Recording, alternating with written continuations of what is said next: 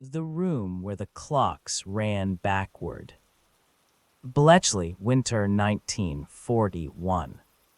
Wren Third Officer Margaret Silsby had joined the Women's Royal Naval Service expecting, in the vague way most 19-year-olds expected anything of a war they did not yet understand, to type letters or plot convoy positions on a map somewhere reassuringly far from the front. She had not expected to spend 12-hour night shifts standing in front of a machine the size of a wardrobe, feeding it punched paper tape, while its wheels clattered through configurations she was forbidden, on pain of prosecution under the Official Secrets Act, from ever discussing with anyone outside a single hut on a country estate in Buckinghamshire. "You will not ask what the machine is doing," the instructing officer told her, and 11 other new arrivals on their first morning at Bletchley Park, in a tone that made plain the instruction was not merely procedural but existential. "You will not ask what the results mean once you have them. You will not discuss your work with the woman who sleeps in the bunk beside yours, even if she works 2 huts down and you have every reason to suspect she is doing something related. You will go home on leave when you are given leave, and you will tell your families that you do secretarial work for the Navy, and you will tell them this for the rest of your lives, including after the war ends, because the day may come. I want you to understand this clearly, and I am not permitted to explain to you why, when the fact that this work occurred here at all must remain unknown for a very great many years afterward. If any of you cannot live with that condition, you should say so now, quietly, to me alone, and you will be transferred elsewhere with no mark against you. If you can live with it, welcome to the strangest, and I believe the most important work you will ever be asked to do." Margaret, like nearly all of the young women in that room, stayed. What the bomb actually was. The machine Margaret operated, one of nearly 200 eventually built and installed across several outstations by the war's end, though she would not learn the full scale of the operation until many decades later, was called, in the deliberately bland internal terminology of the establishment, a bomb, a name whose origin she never fully understood at the time, and that turned out, when she finally learned its history after the war, to trace back to an earlier Polish device that had first pioneered the underlying mathematical approach before the war had even properly begun, a debt of intellectual origin that British accounts of the code-breaking effort would, for decades afterward, tend to minimize or omit entirely in favor of a cleaner, more purely British narrative of the achievement. "The machine does not read German," explained Second Officer Price, the supervisor of Margaret's shift during her first week of actual training on the equipment, "and I want you to understand that clearly, because I think a great many people who eventually hear rumors of this place, if they ever do, will imagine something considerably more magical than what is actually happening in this room. The machine tests possibilities. Every night, the German operators sending coded military traffic set their Enigma cipher machines to one of an almost incomprehensibly large number of possible starting configurations, a number so large that testing every single one by hand, even if every mathematician in Britain worked on nothing else for the rest of the war, would take centuries to exhaust. What this machine does, at extraordinary mechanical speed, is eliminate configurations that cannot possibly be correct, based on certain logical assumptions our own codebreakers upstairs have worked out about the structure of German military language and procedure. The fact that German operators, for instance, are creatures of habit and tend to begin messages with predictable phrases, weather reports typically opening with the same handful of words. Certain commanders favoring particular turns of phrase they used again and again, without ever quite realizing the pattern they were creating. We call these assumptions cribs, and it is on the strength of a good crib, tested at mechanical speed against thousands of possible machine configurations, that this room narrows an impossible mathematical problem down to a small enough number of remaining possibilities that a human codebreaker upstairs can, within an hour or two, work out the rest by hand and produce, from what looked an hour earlier like pure gibberish, a fully readable message in plain German. Margaret found the work in the literal mechanical sense almost absurdly tedious, feeding tape, resetting drums, recording results, repeating the process across a night that never seemed to end, in a cold, damp hut that smelled permanently of machine oil and faintly of the strong tea that kept the whole operation running through shifts long anew. To have broken lesser institutions. It was only slowly, over months of service, piecing together fragments she was never officially told, but could not help noticing, a particular urgency in the air on certain nights, a supervisor's face gone suddenly and unmistakably pale reading a decrypted message, the occasional, carefully unexplained absence of a naval officer who had visited the hut only the week before and was never seen there again, that she began to understand. In the dim and carefully rationed way the entire establishment's compartmentalized secrecy allowed, that the tedious, repetitive work she performed night after night was connected, however indirectly, to weather specific ships at sea, carrying specific men she would never meet, survived specific nights she would never be told the details of. The woman who never existed on paper. It was in her second year at the park, transferred by then to a different and slightly more specialized section of the operation, that Margaret first worked alongside a woman named Dr. Elspeth Rourke, a mathematician recruited from Cambridge whose name Margaret would discover decades later while reading a historical account of the establishment, appeared in almost no surviving official record of the wartime code-breaking effort at all, not because her contribution had been minor, but because the compartmentalized secrecy of the entire operation had been so thorough, and the subsequent destruction or continued classification of so many records so complete, that a great many of the individuals who had done genuinely significant work there simply vanished from the historical record entirely, their contributions surviving, if they survived at all. It's only in the private memories of colleagues who had known them at the time and lived long enough afterward to eventually be asked about them. I did not choose obscurity, if that is what you are imagining, Dr. Rourke told Margaret many years after the war, at one of the small, carefully vetted reunions that former Bletchley staff were eventually permitted to attend once the 50-year classification on much of the establishment's work had finally begun to lift in the 1970s and 1980s. None of us chose it, in the sense of preferring it.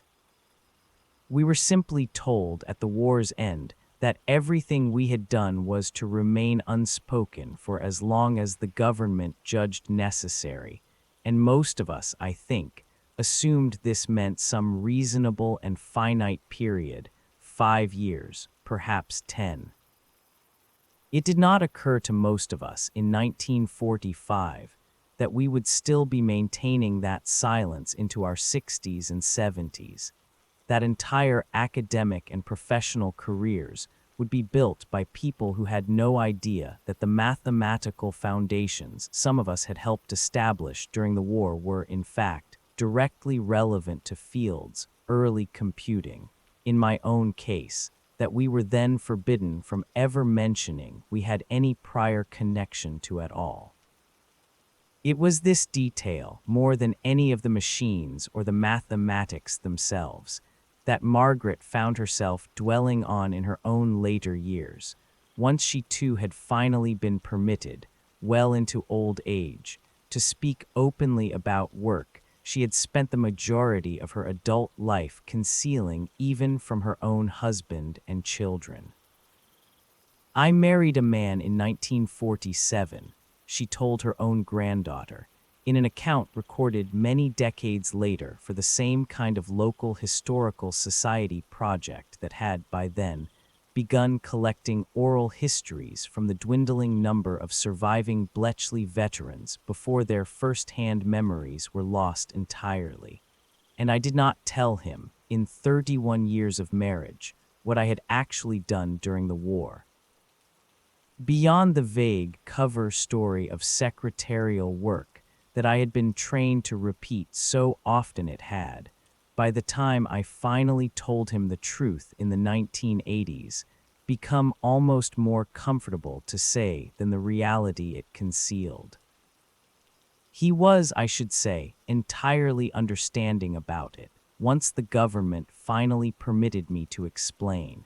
He had rather assumed, in the way husbands of a certain generation often did, that whatever I had done during the war was probably rather duller than I had ever let on, and was considerably more startled to learn the truth than I had expected, given how thoroughly, by then, I had convinced even myself that the whole thing had been a very ordinary sort of clerical war service.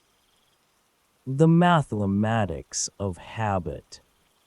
It was Dr. Rourke, in that same series of later conversations, who first explained to Margaret the deeper mathematical principle underlying the cribs that had made the entire bomb operation possible.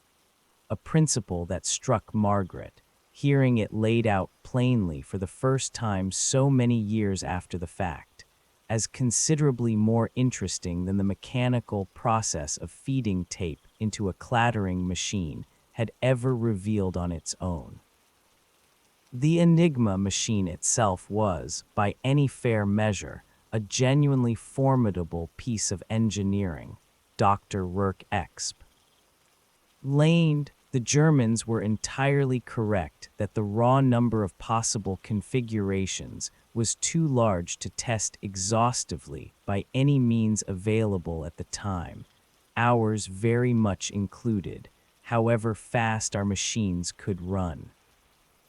What ultimately defeated the system, more than any single mathematical breakthrough, was the accumulated, unglamorous discovery, built up over years of patient observation by codebreakers who read literally millions of intercepted messages, that human beings, even highly trained, highly disciplined German military signals operators working under strict procedural regulations, are creatures of habit in ways that repeated themselves with startling, exploitable regularity. A particular weather station, we came to learn, nearly always began its daily report with the same handful of words. A particular officer, we came to learn, had an evident personal fondness for a certain German phrase that he used, unconsciously, far more often than pure chance would predict, across message after message over months of intercepted traffic. Some operators, in violation of strict procedure that would have prevented it entirely had it been perfectly observed, reused the same three-letter message key day after day out of simple human laziness, rather than generating a genuinely random one each time as regulations required. None of these habits, individually, would have been enough to break the system on their own. But cumulatively, patiently catalogued and cross-referenced across the millions of messages our intercept stations gathered over years of listening, they gave codebreakers a foothold, a crib, a reasonable guess at a fragment of what a given message was likely to contain. And it was that foothold, tested at mechanical speed by machines like the ones you operated yourself, that turned an otherwise impossible mathematical problem into a merely very difficult one. I have always found it a rather humbling thing to reflect on in the decades since, Dr. Rourke continued, that one of the most consequential intellectual achievements of the entire war rested, in the end, not primarily on some singular flash of mathematical genius, however much genius was genuinely involved at every stage, but on the patient, unglamorous cataloging of human habit, the simple, universal, and apparently ineradicable tendency of tired, overworked people, however well-trained and however disciplined, to fall into small patterns of laziness and repetition that a sufficiently patient observer could eventually learn to exploit. The Germans built a machine of tremendous mathematical sophistication. We defeated it, in no small part, by paying very close attention to the ordinary, human, entirely forgivable habits of the tired men operating it. What the silence caused. There was a darker undercurrent to the whole enterprise, one that Margaret did not fully appreciate until she was considerably older, and that she found, in her own later reflections, among the most difficult aspects of the entire history to reconcile. The fact that intelligence gathered through the code-breaking effort, however valuable, could not always be acted upon directly, because doing so risked revealing to the Germans that their supposedly unbreakable cipher had in fact been broken. A revelation that would have led them to change their systems entirely, and would very likely have cost the Allies access to intelligence of even greater value in the months and years that followed. There is a story which I did not learn the full details of until decades after the war, and which troubles me still, even now, Dr. Rourke told Margaret in one of their final recorded conversations before her own death, concerning specific instances where commanders possessing intelligence gathered through our work were forced to allow attacks to proceed that they might, in principle, have prevented, because acting on the intelligence too directly, too obviously, in a manner that could not plausibly be explained by any other source of information, would have exposed the entire code-breaking program to German suspicion and very possibly ended it altogether. I do not know, even now, the precise details of every such decision, most of which were made at levels of command far above anything I or any of the other women operating machines in our huts were ever permitted to know about. But I have come to understand, in my own old age, that the men making those decisions carried a particular and terrible kind of weight that I, doing my own small and comparatively insulated part of the work, was largely spared, the weight of possessing knowledge that could have saved specific lives in a specific moment, and choosing, for reasons of a larger and more strategically defensible good that most of us can only imagine in the abstract, not to act on it again and again for years, in service of an advantage whose full value could only ever be measured afterward, if it could be measured at all. I do not say this to diminish anything of what we accomplished, which I remain, even now, entirely convinced shortened the war by a period of years rather than months, and saved, by very careful estimates that historians have subsequently attempted, an enormous number of lives that would otherwise have been lost to a war extended considerably longer than it actually was. I say it only because I think the full truth of that achievement is considerably more morally complicated than the tidy version of the story that eventually became public in the decades after our silence was finally lifted, and I would not want you, or anyone hearing this account from you in turn, to imagine that the people making those decisions did so easily, or without carrying the weight of them for the remainder of their own lives. In a silence very nearly as complete and as isolating as the official secrecy that bound the rest of us. The man who burned his own work. There is a companion story to this one, connected to Bletchley only obliquely, which Margaret's granddaughter brought to her attention many years later, during the same period of historical research that had already introduced Eli Marsh's granddaughter to the story of the Ghost Army and Aldercott's granddaughter to the story of MI9's silk maps, a pattern of independent discovery that struck all three families. When they eventually compared notes at a joint historical society event organized to bring together descendants of veterans from precisely these lesser-known corners of the war, as a rather remarkable coincidence, given how entirely unconnected their three grandparents' individual wartime experiences had actually been. The story concerned a mathematician and engineer named Tommy Flowers, whose real historical contribution, the design and construction of an early electronic computing machine called Colossus, built specifically to help break a considerably more advanced German cipher system used for high-level strategic communications between Hitler's own headquarters and his senior field commanders, remained so completely classified for so many decades after the war that Flowers himself, ordered by the British government to destroy his own working notes, blueprints, and even, in several documented instances, physical components of machines he had personally designed and built, spent much of the remainder of his own career unable to claim credit for what many historians of computing would eventually come to regard as one of the earliest genuinely groundbreaking achievements in the entire field of electronic computation, a field whose subsequent development, throughout the following decades, proceeded largely without any public acknowledgement of his prior foundational contribution,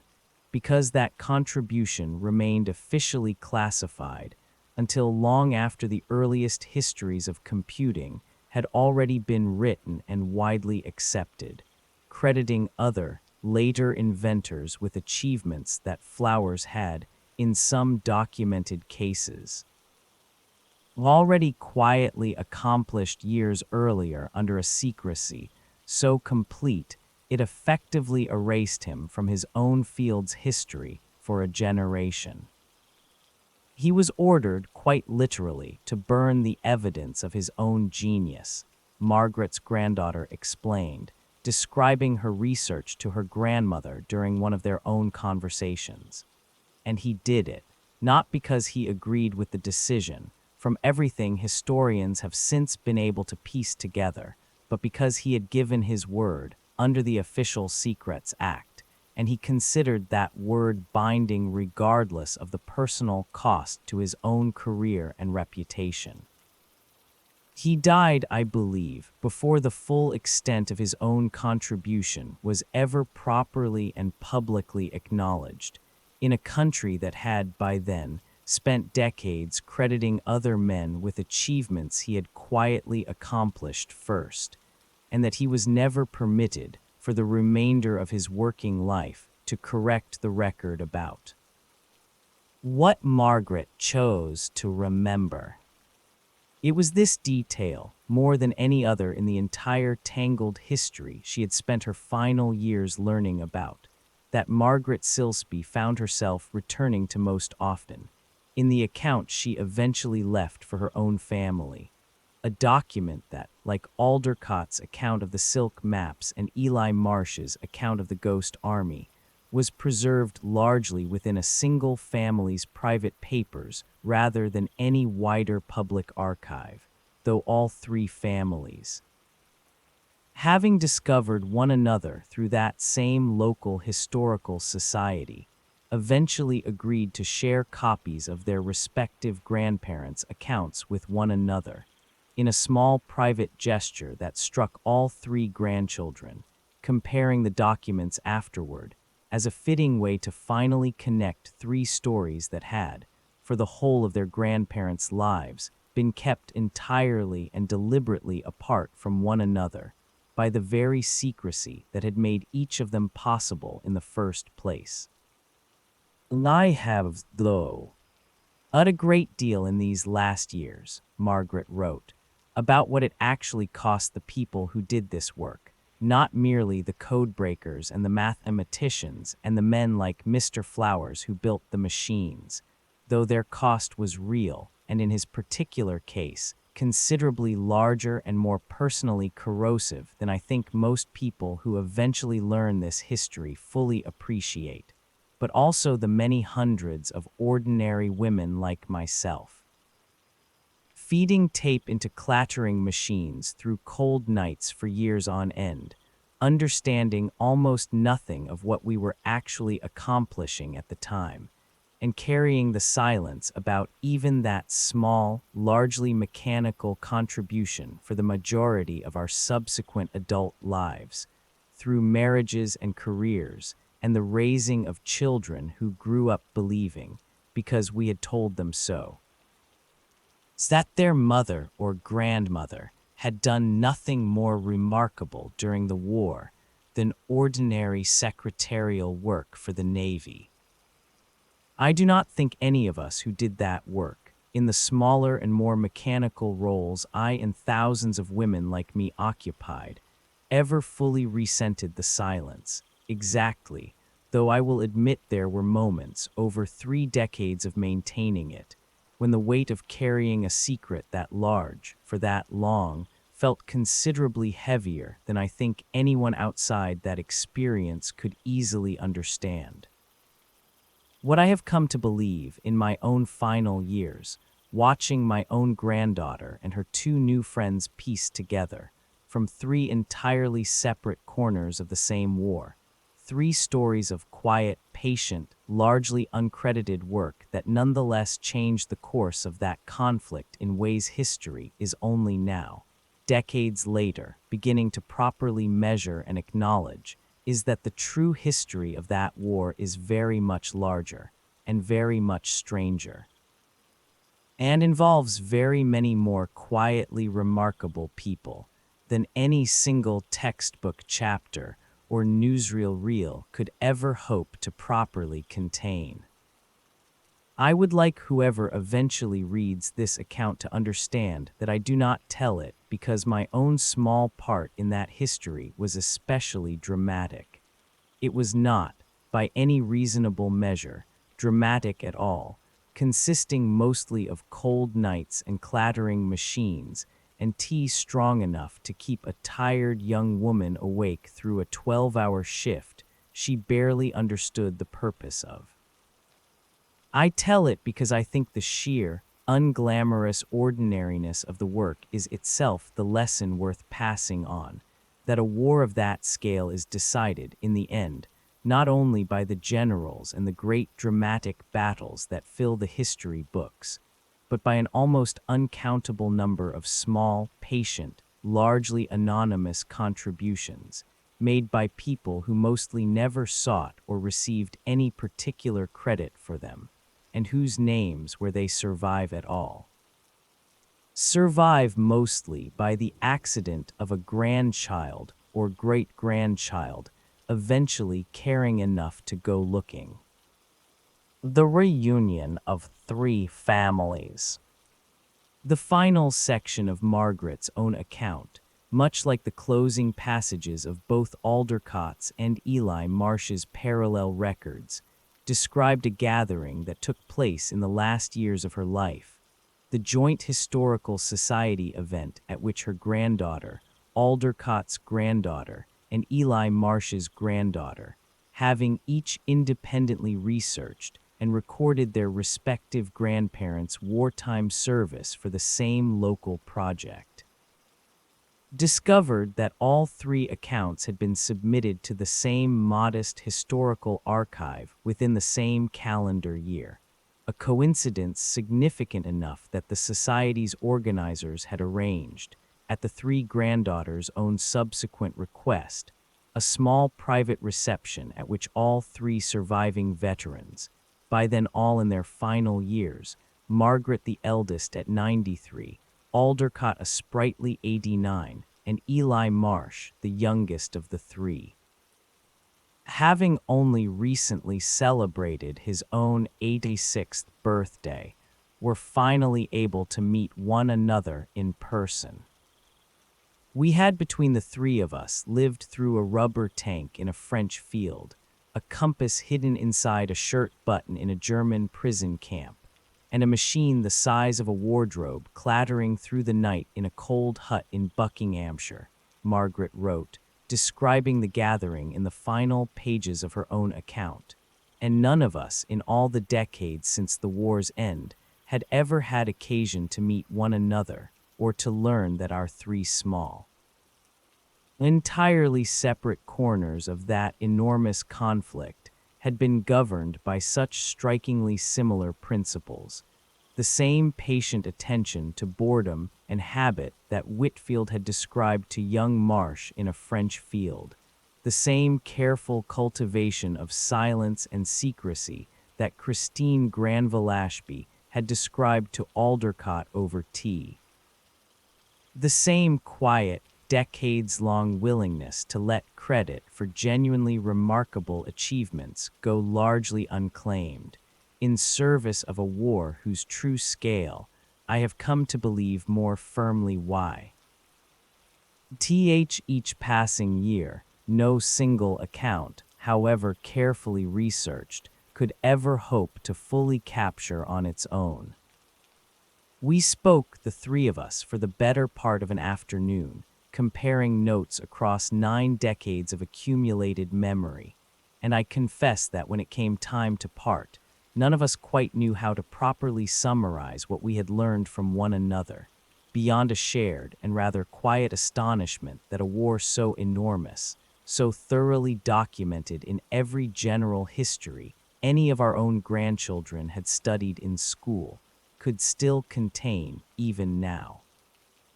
So very many corners that remained almost entirely unknown to the wider public, waiting only for a curious grandchild, or a patient historian, or simply the slow passage of enough decades to finally lift the secrecy that had once concealed them,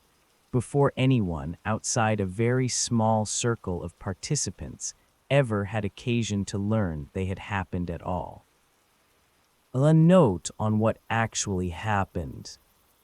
The code-breaking operation at Bletchley Park was a real and historically significant British intelligence effort during the Second World War, employing at its peak nearly 10,000 people, the substantial majority of them women serving in auxiliary military services, operating electromechanical devices called bombs that were used to help decrypt German military communications encoded using the Enigma cipher machine. The underlying mathematical approach, built directly on earlier pioneering work by Polish military intelligence in the 1930s. The operation's existence and methods remained classified for several decades after the war, during which time many of the individuals who worked there, including women who performed the largely mechanical but essential work of operating the bomb machines themselves, maintained near total silence about their wartime service, including with immediate family members, describing their work only in the vaguest terms permitted by official secrecy requirements. A related and even more advanced code-breaking effort, centered on the electronic computing machine Colossus, and led substantially by engineer Tommy Flowers, was used to help decrypt an even more sophisticated German cipher system employed for the highest levels of strategic communication. Flowers was ordered to destroy much of his own original design work and several physical components after the war, a decision that contributed to his contributions to the early history of electronic computing, remaining largely unrecognized for decades.